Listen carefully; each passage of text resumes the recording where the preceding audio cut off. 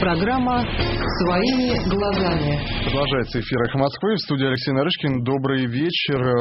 Сегодня, как, впрочем, и всегда, довольно интересная тема выбрана для нашего эфира «Своими глазами». Наложницы исламских боевиков.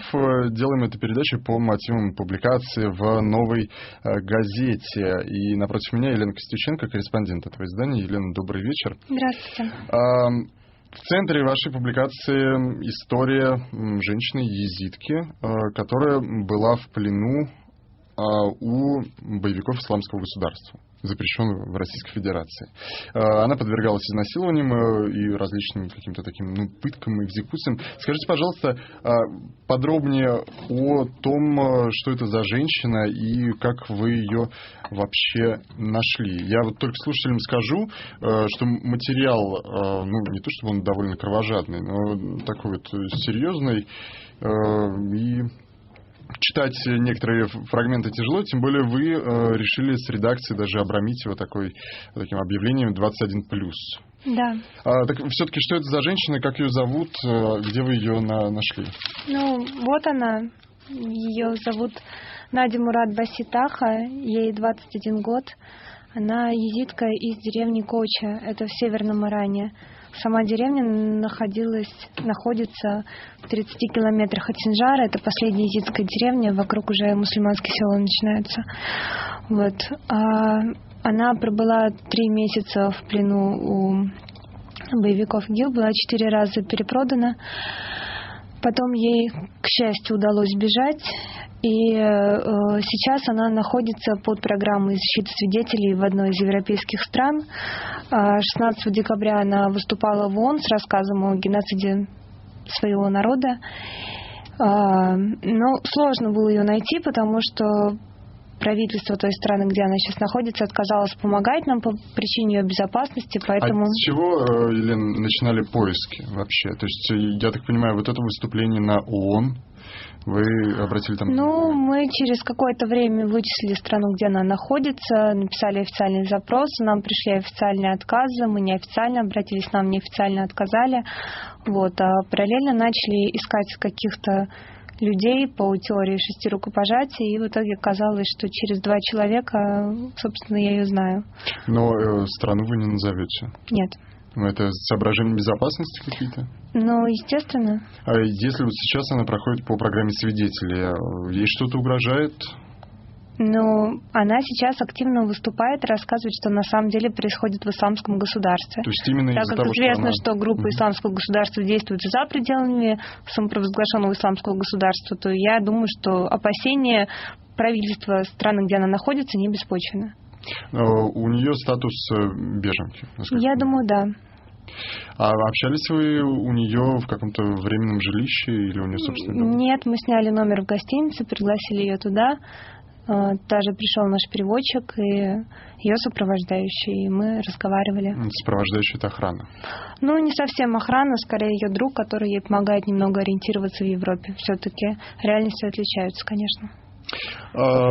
Подробнее про этот город и, может быть, про езидов, кто это такие, потому что часто вообще упоминается в новостях, что езиды, они в таком каком-то особом положении и особое отношение у как раз боевиков к ним. Да, это так. Езиды, некоторые относят их к курдам, некоторые считают, что это самостоятельная национальная группа.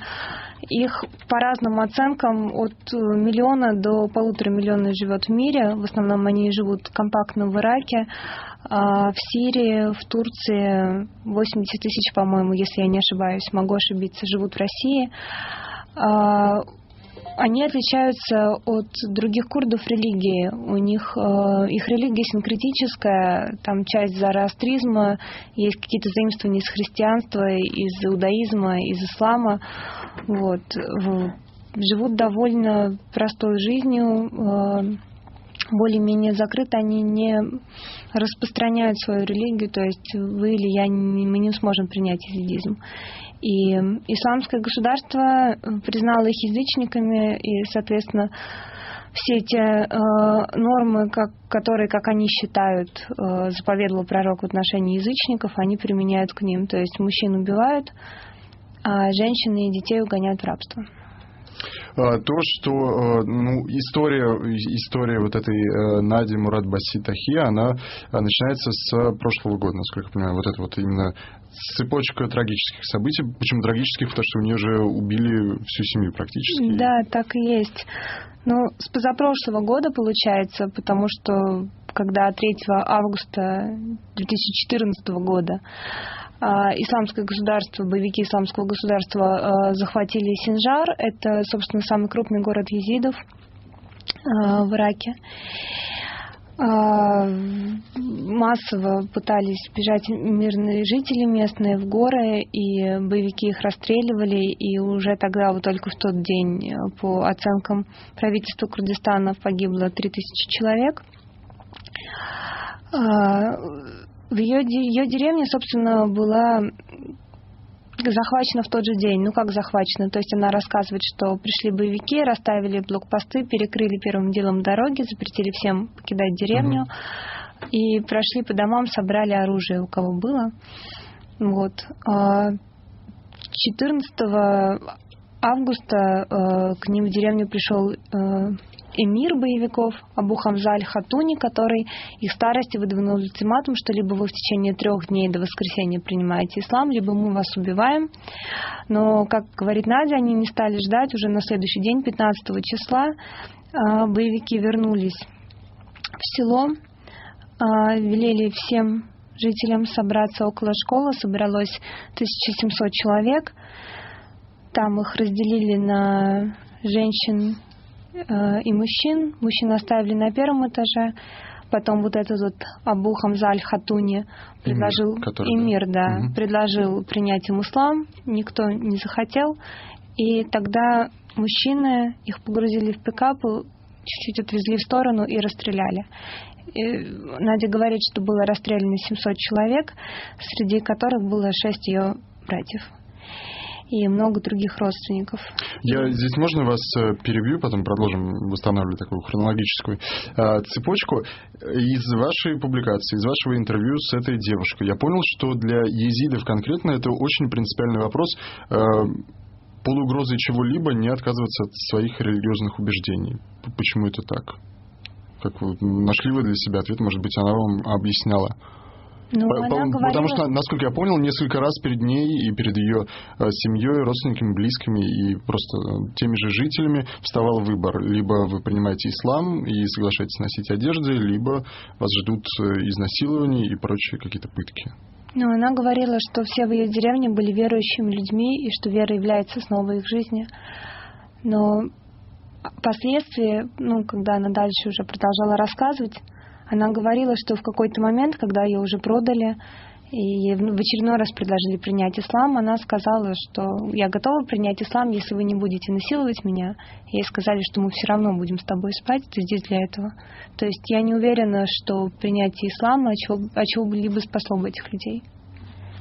А вот это вот обстоятельство, что ты принимаешь ислам, и мы тебя все равно будем насиловать, ты для этого здесь. Это то, что она сама называет геноцидом езидов. Правильно понимаю? Вот это мужчин убивают, женщин насилуют.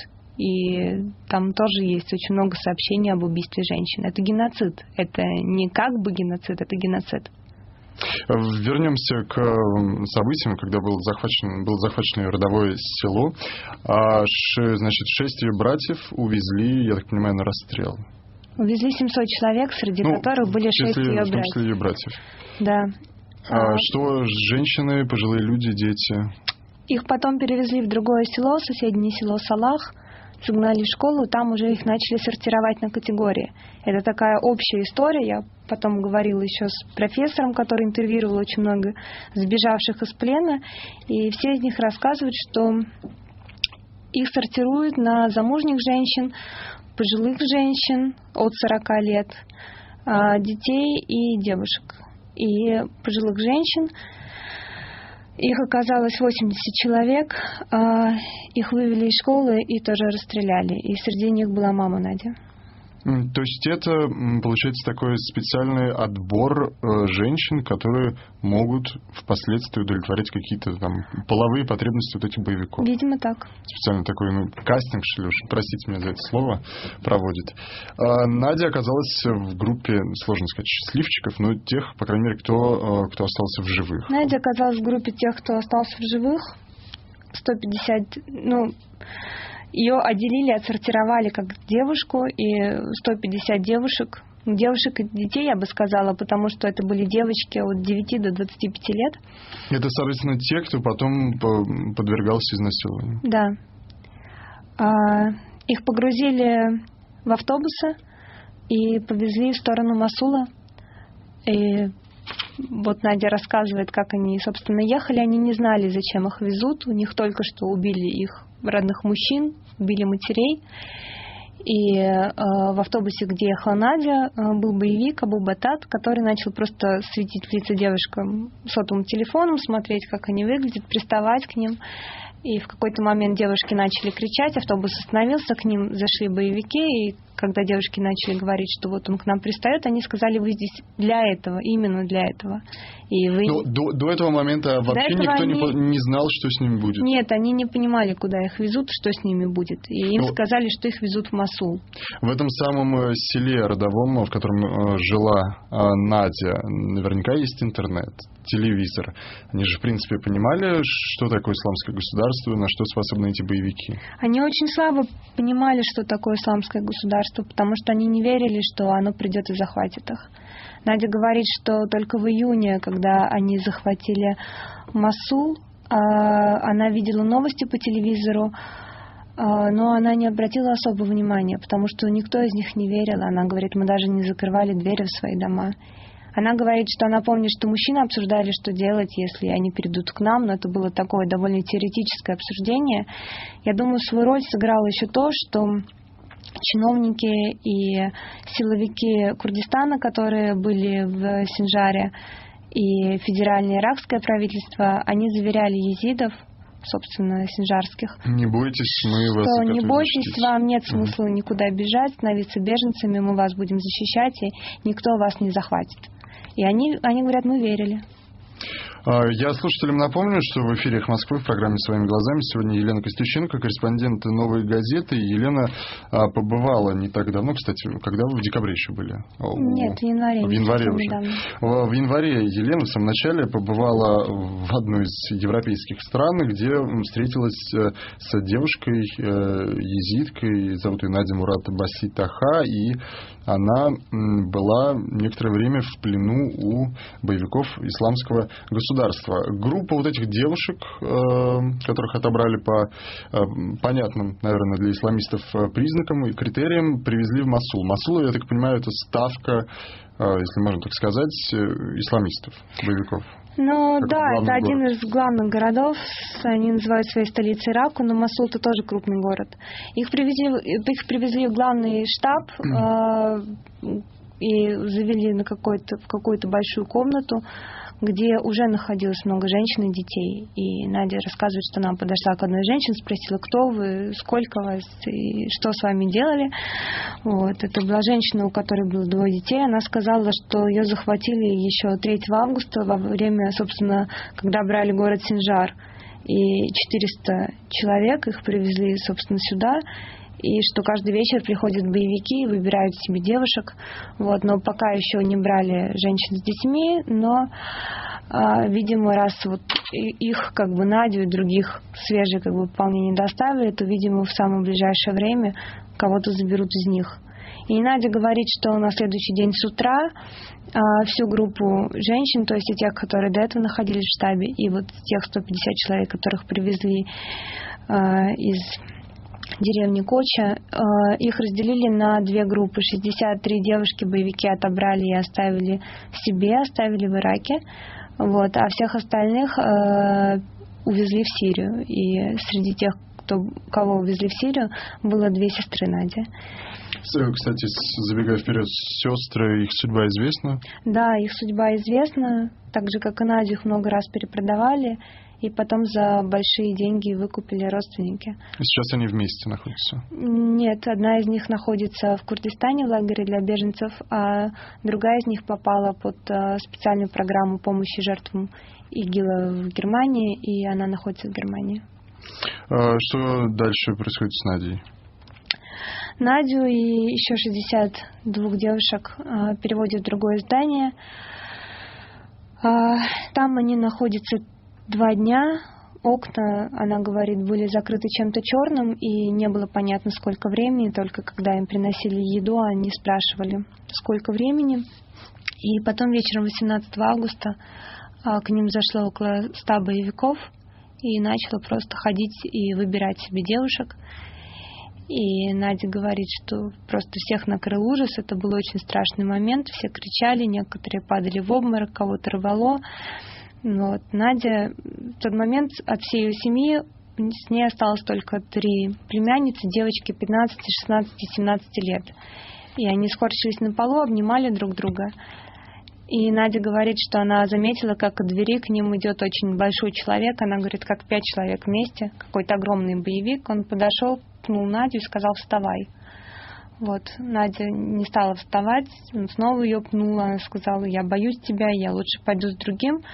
К ней подошел еще какой-то боевик, сказал: «Кто вас выбирает, вы встаете, ходите с ними, это приказ». То есть он как бы объяснил ей инструкцию, да. правила поведения, в этом я не знаю, что это гарем. Да, в итоге ее спустили вниз. Она говорит, там был список девушек, и тех, кого уводили, вычеркивали из этого списка. Учет происходит некий. Да. И пока искали ее имя, она смотрела в пол, говорит, я не видела, что происходило вокруг. Она увидела, что кто-то небольшой подошел. Вот. И она просто говорит, я свалилась к нему в ноги, обняла эти ноги и сказала: «Забери меня куда хочешь, только не оставляй мне этому человеку». И он сказал, договорился с этим огромным боевиком, что он забирает ее себе. Вот. Это был Хаджи Салман, как потом оказалось, один из командиров ИГИЛ в Мосуле. Ну, правильно ли я понимаю, что, в принципе, люди, которые таким образом пользуются женщинами, вот этими, которые попали в плен, они все не просто жители, рядовые жители того же Мосула, но это именно вот боевики, которые с оружием потом отправляются куда-то воевать? Это не рядовые жители Мосула, но это не только боевики. Вот я, кроме Нади, разговаривала еще с профессором психологии Яном Илханом Кизилханом, который является основным экспертом вот этой программы немецкой земли Баден-Вюртемберг, который, собственно, для этой программы проинтервьюировал 1400 человек. И он говорит, что кроме... он называет основные рабовладельческие рынки, это Мосул, Таль-Афар и Рака, но кроме боевиков, собственно, солдат ИГ, туда приезжают покупатели из Саудовской Аравии, Египта, Катара, Туниса, Турции, и тоже покупают себе женщин. И которых сложно, наверное, уже назвать террористами, потому что сейчас в каком-то... Это покупатели, у которых есть контакт с исламским государством. Оказывается, что не только исламское государство хочет иметь своих рабов.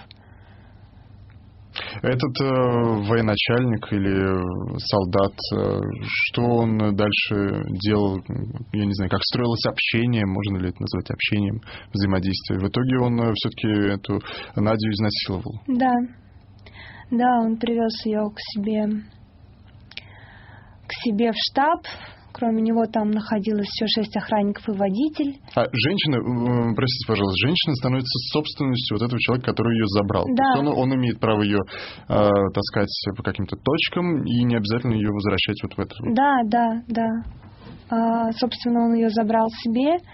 И там он, собственно, предложил ей принять ислам. Она сказала, что я готова, но если вы не будете меня оставлять спать с тобой, он сказал, без вариантов. То есть мы тебя выбрали для этого, Она говорит, тогда я не буду принимать ислам.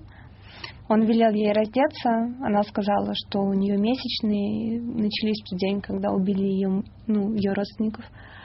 Он все равно заставил ее раздеться, но не стал насиловать эту ночь.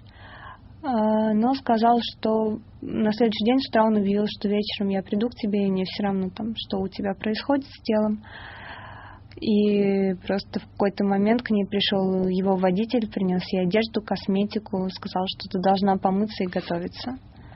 и он изнасиловал ее. Надя говорит, что она была девушкой до этого момента, и что пока он ее насиловал, в холле, куда выходили двери этой комнаты, находились много других боевиков, находились охранники, вот этого Хаджи Салманова, его водитель.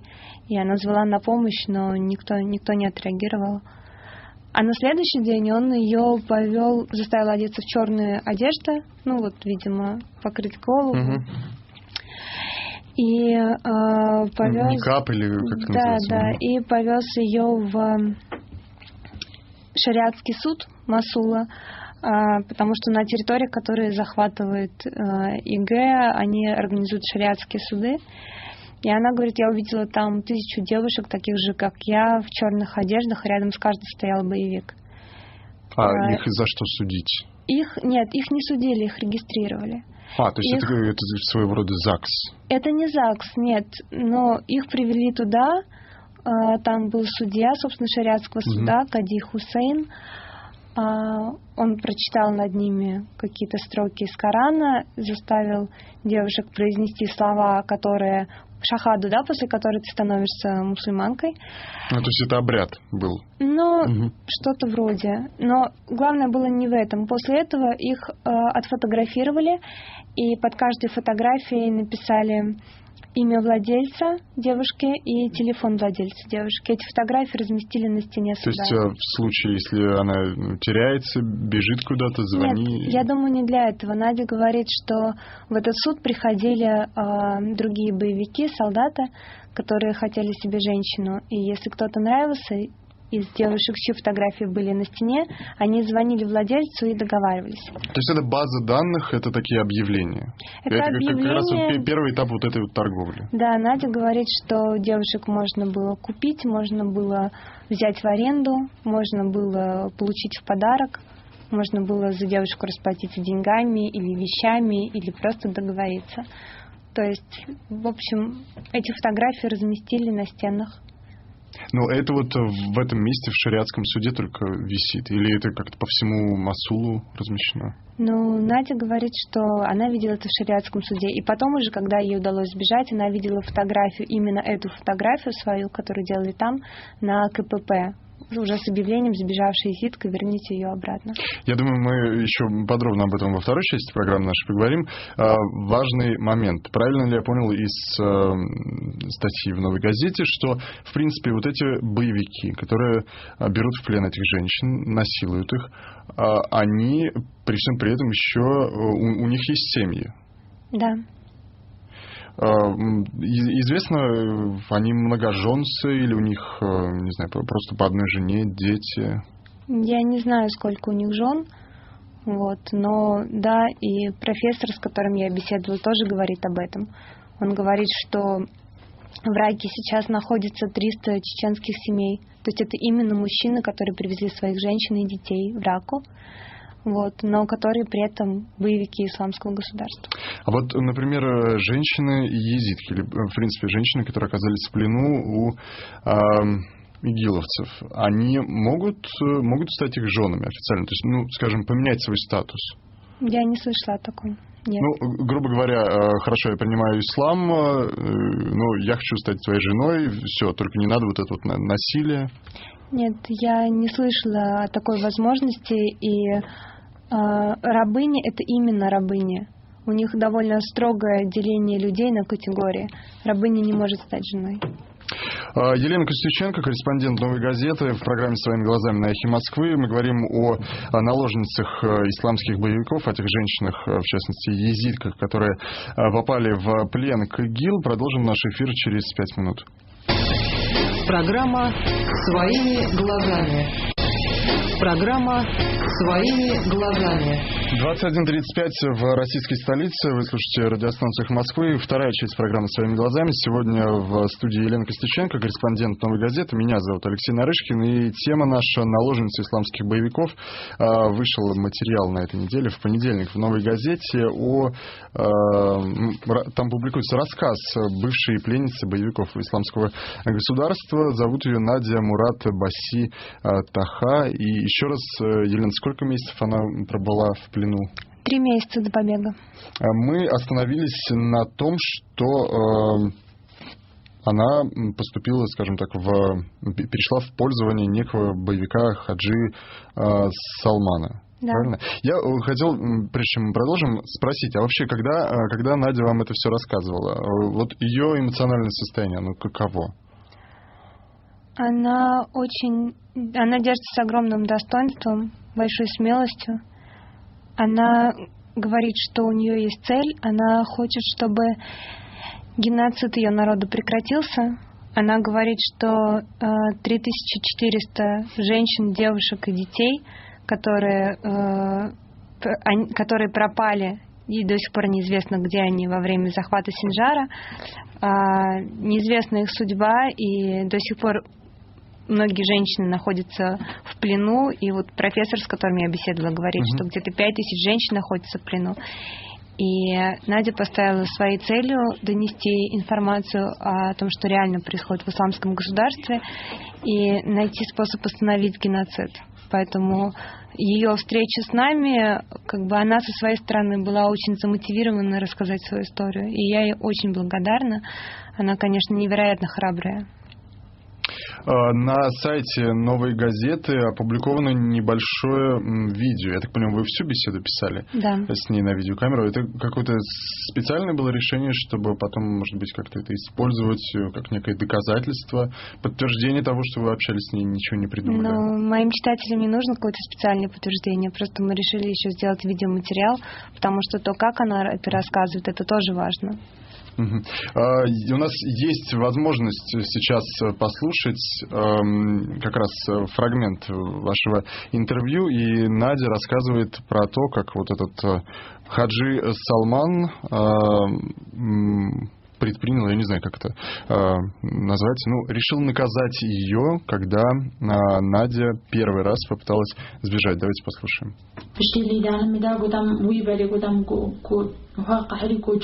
Когда его охранник меня поймал, он меня завел в комнату. Пришел Хаджи Салман, начал бить меня. Он приказал идти на кровать и сказал от двери: «Что я тебе говорил, если ты попытаешься сбежать, я с тобой такое сделаю». Он вышел, а в комнату зашли 6 его охранников.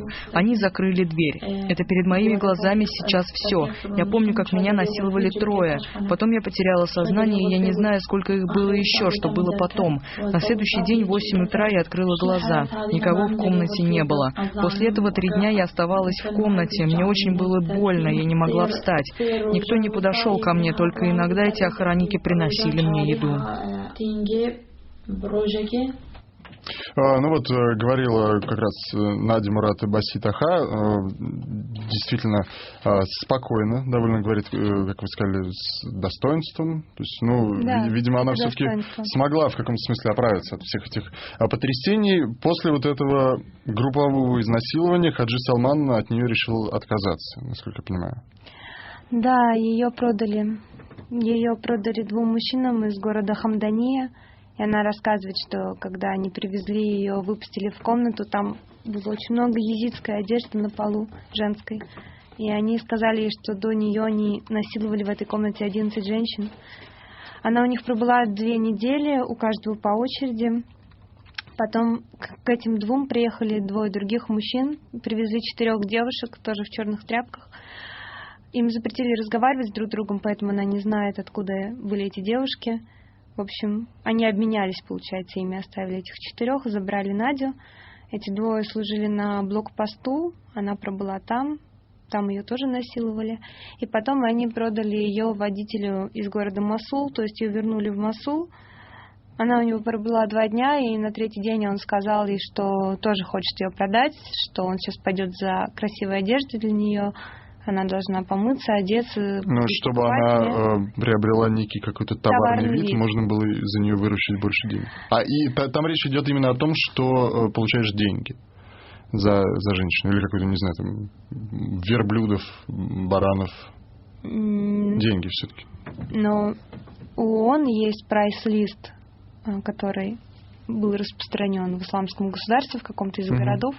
За женщину там платили $80. За детей обоего пола 11-16 лет платили $124, а за детей до 9 лет платили $165. Ну, то есть, насколько эти цены актуальны сейчас, я не знаю. А, кстати, в первой части, Елена, вы сказали, что вот эти женщины, помимо того, что они служат для удовлетворения сексуальных потребностей, они все-таки еще рабыни. Они выполняют какие-то вот действительно функции помимо... Надя не говорила мне об этом. Не говорила. Ну, я не знаю, может быть, там слуга подносит еду, что-то убирается по дому. Не знаю про это, нет. То есть именно вот такая вот пленница. Да. Для секса. В итоге как удалось Наде спастись? Когда этот водитель вышел за одеждой, просто она увидела, что больше никого в доме нет, и решила выйти тоже. Уже было темно, было 11 вечера, она побежала по улице и стала стучаться в дома, и в одном из домов открыли дверь. Она говорит, я забежала туда сразу, я не знала, кто там, боевики или обычные люди, мужчина или женщина. Вот. Она увидела, что там женщина с детьми, там не было электричества, в темноте она рассказала ей свою историю и попросила помочь сбежать. И муж этой женщины сказал, что ты ночуй сегодня здесь и завтра посмотрим. И Надя думала ночью, вспомнила, что... Вот 6 ее братьев убили, еще 3 ее братьев находились на территории Курдистана, которая не была захвачена ИГИЛом, и один из них находился в лагере беженцев. И Надя просто вспомнила его мобильный телефон, и на следующее утро она сказала этим людям, что позвоните, дайте мне ему позвонить, и что хотите, заберите. Ну, то есть...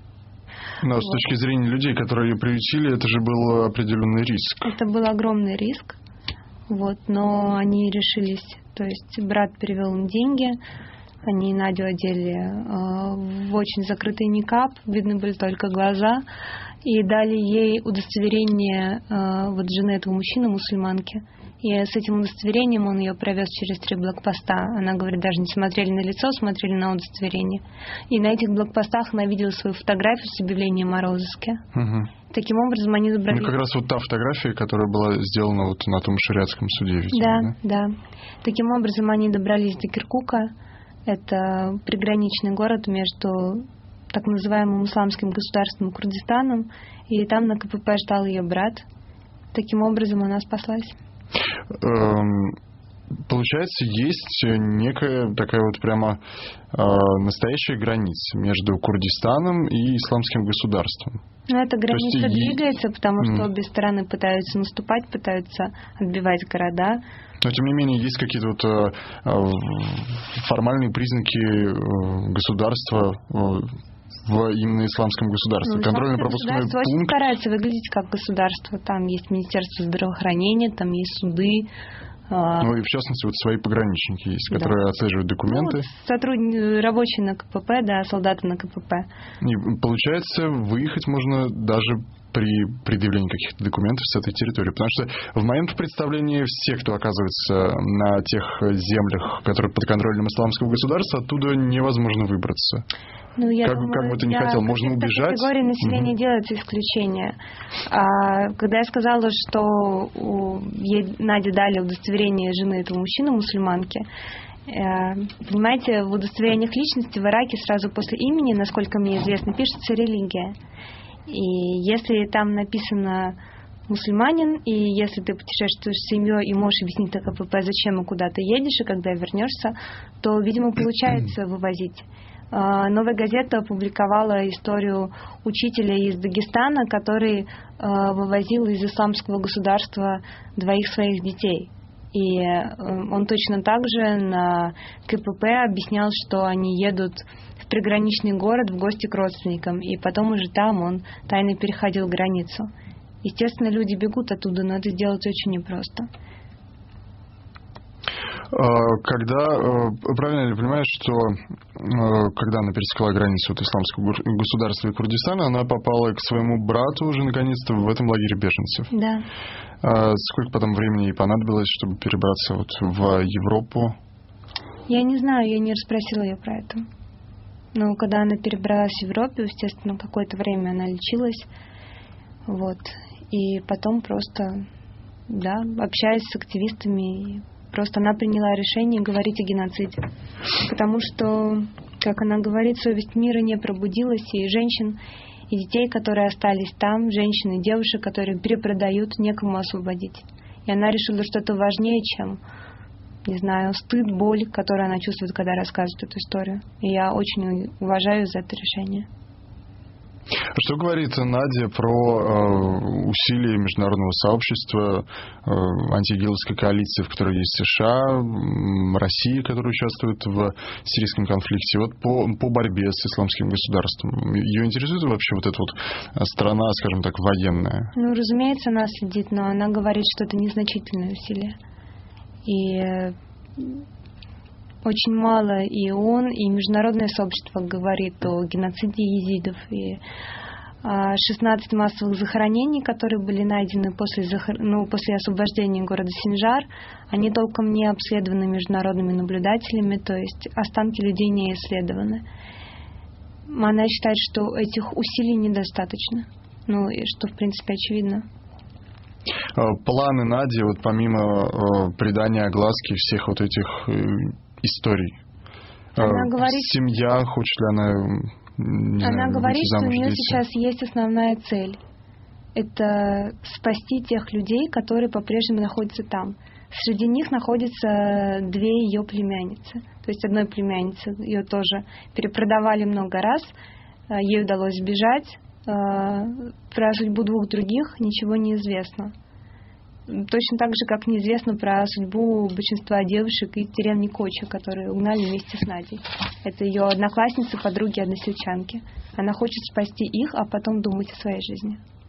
В этой связи вопрос от нашего слушателя, который пишет нам из Твиттера, зовут его Дорофеев. А как вообще удалось разговорить Надю на такую сложную тему, как насилие? Ну, действительно ли вам приходилось прилагать какие-то усилия? Или Надя уже все это пережила внутри себя и свободно говорит?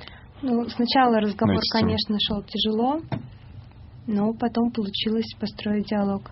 Мне, конечно, очень помогло, что он нам помогал переводить с курманджийского на русский обратно. Замечательный парень, который как-то очень с уважением, с вниманием, но без оскорбительной жалости отнесся к Наде. И Надя очень обрадовалась, услышав родной язык, потому что до этого, когда она выступала в ООН, когда она выступала в Египте, она выступала на арабском, а тут родной язык, и это как-то, возможно, помогло наладить диалог. Курманджи — это язык езидов, как раз. Это язык курдов, один из 4, да. А езиды — это как подгруппа внутри курдов? Некоторые считают так, некоторые считают, что это отдельная нация, разные мнения есть. Нас слушает Алексей из Татарстана и спрашивает вас, Елена, насколько вообще заслуживает доверия эта история, ведь для получения преференций можно и выдумать все это. Ну, я не скажу, что женщины, беженцы получают какие-то преференции. И я думаю, что эта история абсолютно заслуживает доверия, потому что геноцид езидов в области Синджар — это установленный факт. Собственно, была раскопана среди этих 16 могил, в том числе могила с 80 женщинами, в числе которых Надина мать. И боевые действия, они на самом деле широко освещались. И Надя не единственный человек, опять же, из этой же деревни, которая сбежала, да, то есть 2 ее сестер сейчас тоже доступны для комментариев. Ну, то есть свидетельства всех, кто это пережил, конечно, они складываются в такую картину. То есть 1,5 миллиона беженцев с территории, с территорий, захваченных исламским государством, находятся в Курдистане, и каждый из них может рассказать похожую историю. Собственно, профессор, с которым я беседовала, он проинтервьюировал 1400 человек. И в том числе он общался и с Надей, и он говорит о том, что их история — это очень страшная история, но они складываются в систему. И эта система, она показывает, что исламское государство — это не просто террористы, это не просто группа боевиков-отморозков, это исламизированная организация с фашистской идеологией. Кстати, когда вы говорили со слов Нади, про вот эту отсев людей, старых направо, помоложе налево, это очень действительно похоже на различные концентрационные лагеря, про которые мы знаем из истории фашистской Германии. Профессора зовут Ян Элхан Кизелхан, мы уже упоминали его в программе. Он общается с теми, кто пережил вот это насилие, кто побывал в плену исламского государства ради своего какого-то собственного исследования, или он выполняет некий государственный заказ? Есть, не знаю, программа в Германии. Он же из Германии, да? Да, есть программа. По реабилитации этих беженцев. Есть программа в Германии. Это земля Баден-Вюртемберг запустила такую программу на 1000 человек, но уже сейчас 1100, и продолжают приезжать еще люди, поэтому, видимо, программа будет расширена. Вот в данный момент в этой земле находится 800 женщин и 300 детей, которых Германия за свой счет вывезла и лечит, и реабилитирует. Вот. И Ян Илхан, собственно, был одним из разработчиков этой программы, потому что он говорит, что мы связывались с ООН, мы связывались с различными НКО по всему миру, с другими правительствами, и еще не было такого, чтобы страна высылала своих специалистов, которые отбирали бы пострадавших и перевозили бы их в другое государство. То есть это первый такой опыт в мире. И опыт успешный, и поэтому, собственно, германские земли, Нижняя Саксония, Гессен, они тоже думают о том, чтобы расширить эту программу, чтобы сделать у себя такую же программу, как Баден-Вюртемберг. Но важно понимать, что эта программа именно на государственном уровне поддерживается. Да. Эту программу, собственно, предложил премьер-министр этой земли, и эти деньги – это муниципальные деньги. Так вот таким образом эта земля решила потратить свои деньги. Ну, у Яна Илхана, этот профессор из Германии, у него еще больше различных вот этих ужасных историй про женщин. Вот когда он говорит, что это похоже на игиловцы, похоже на фашистов, и это геноцид, он чем подкрепляет свои вот эти утверждения?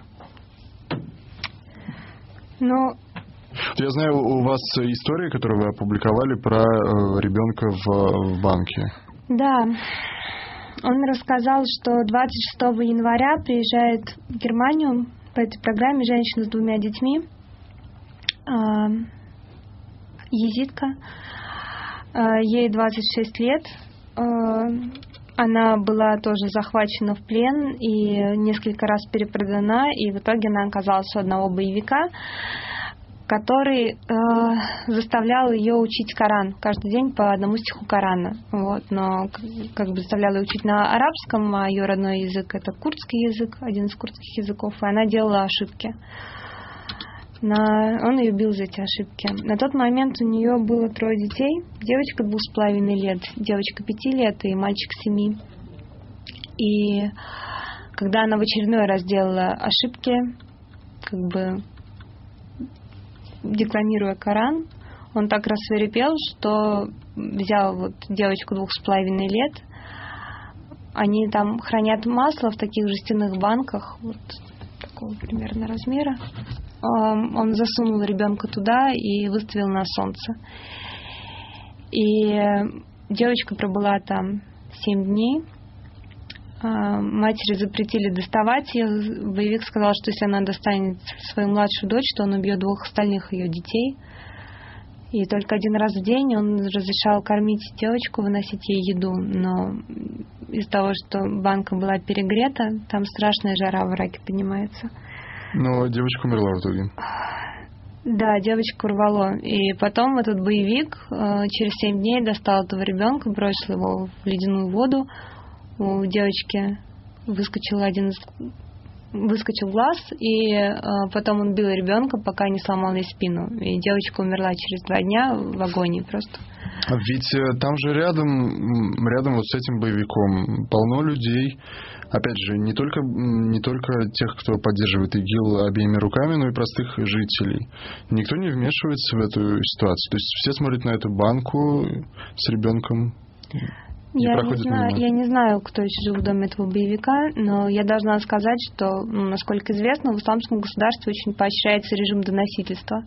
То есть, если ты ведешь себя не в соответствии с правилами, если ты думаешь не в соответствии с правилами, если ты что-то делаешь не в соответствии с правилами, ты будешь арестован, наказан там ударами по плите, либо казнен.